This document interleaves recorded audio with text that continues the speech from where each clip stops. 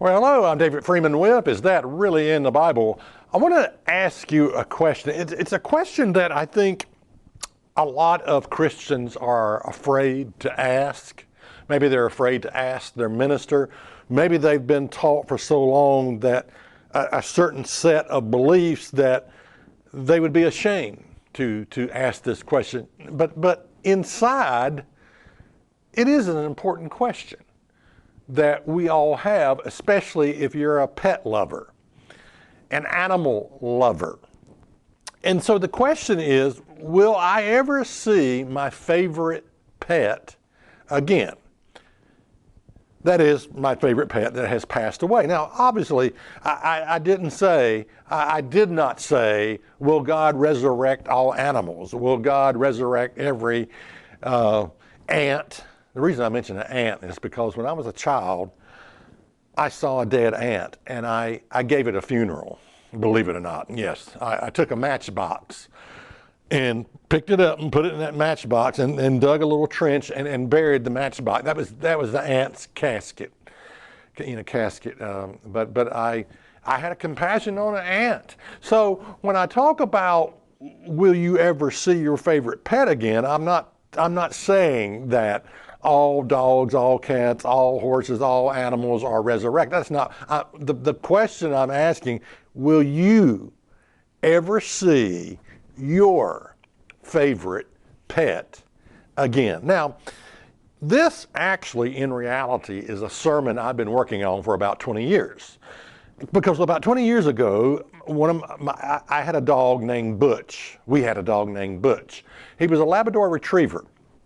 And Butch was a good old boy. I mean, they just didn't make him any better than this dog. I mean, he was man's best friend. I mean, he was a good old boy. And I loved that dog. And I miss that dog to this day. I would like to see my favorite pet again. It's a strange thing about pets. Have you ever noticed that people actually start to look like their pets?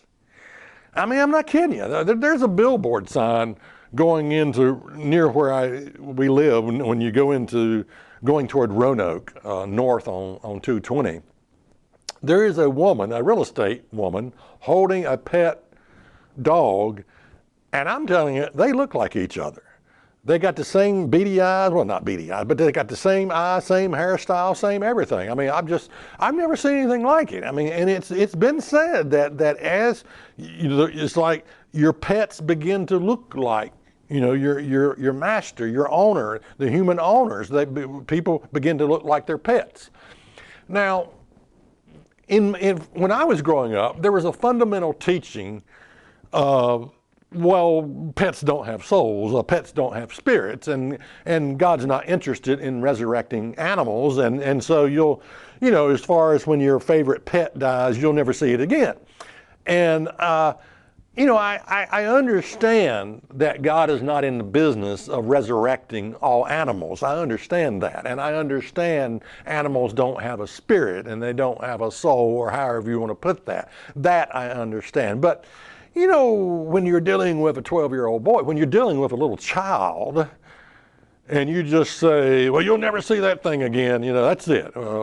And a child comes to you and says, well, I ever, you know, in God's government and God's kingdom, when Christ returns to this earth, will I ever see my favorite pet again? You know, no, you never will. You know, that can be sort of harsh. That can be sort of cruel, a cruel thing to say. Maybe there's a better way of handling this, and that better way is what I want to talk about today. Check us out on the web at isthatreallyinthebible.com.